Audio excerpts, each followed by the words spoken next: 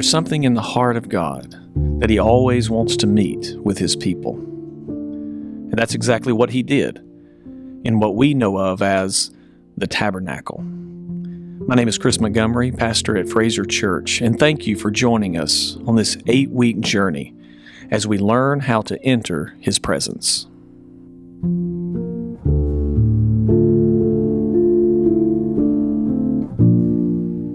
Welcome to day 1 of the Tabernacle, an offering for His house. Gordon MacDonald once said, "One of the greatest missing teachings in the American church today is the reminder to men and women that nothing we have belongs to us."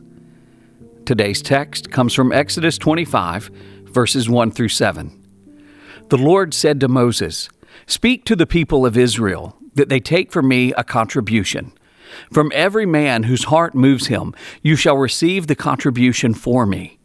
And this is the contribution that you shall receive from them: gold, silver, and bronze, blue and purple and scarlet yarns, and fine twined linen, goat's hair, tanned ram's skins, goat skins, acacia wood, oil for the lamps, spices for the anointing oil, and for the fragrant incense, onyx stones, and stones for the setting, for the ephod, and for the breastpiece." Before God told Moses what it was for, He said, "Bring me an offering." David Guzik shares, God wanted Israel to be motivated by a willing heart more than a specific need.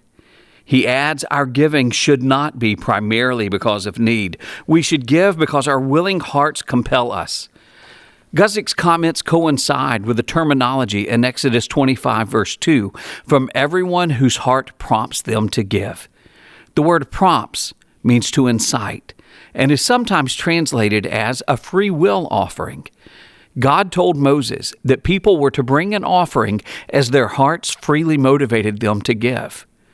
Without their offerings, God could still have provided everything they needed to build the tabernacle.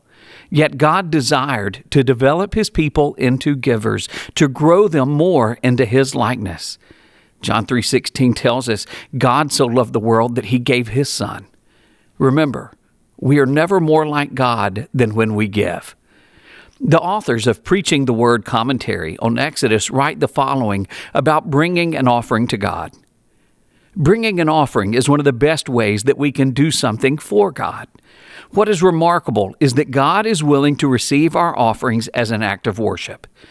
Everything we have belongs to Him already, and He would be well within His rights to take it back. Instead, God allows us to offer it to Him as an act of worship. It's like a father who gives his children money to buy him a birthday present. When he opens the gift, he's getting back his own. But the giving of the gift is significant for their relationship. It's not about the money or where it came from. It's about the affection that the children have for their father. So a wise father gives his children the wherewithal to show him their love in a tangible way. God does the same thing with His children. If He had wanted to, God could have performed a miracle and sent His children a whole tabernacle ready built. Instead, He gave them an opportunity to contribute to its construction. This is the way God usually works. He gives us an opportunity to participate. Although we can never repay Him, we can offer ourselves for His service. Note that all of the things the Israelites brought were things they had received from God. They brought gold, silver, and precious gems. The plunder God provided at the expense of the Egyptians. You remember Exodus 12, verses 35 and 36? They brought wood from trees God planted on the earth. They brought cloth that came from animals He put in their flocks. There was nothing they could bring that did not come from God to begin with. This was a nation of slaves, a people without money or power. Unless God gave them something to bring, they would have nothing to offer. But out of the riches of His grace, He provided something for them to give. Imagine the joy each Israelite felt when they saw the tabernacle completed, knowing that God used their sacrificial giving to build a place where they could worship Him. An offering for His house would result in an opportunity for them to bring a sacrifice of praise to God Himself.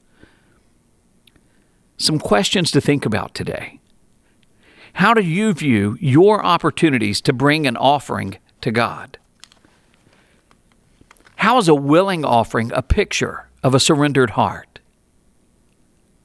And finally, as you read the list of offerings brought for the tabernacle, what do they indicate about the sacrifices made and the value of a place of worship? Thank you for joining us again today.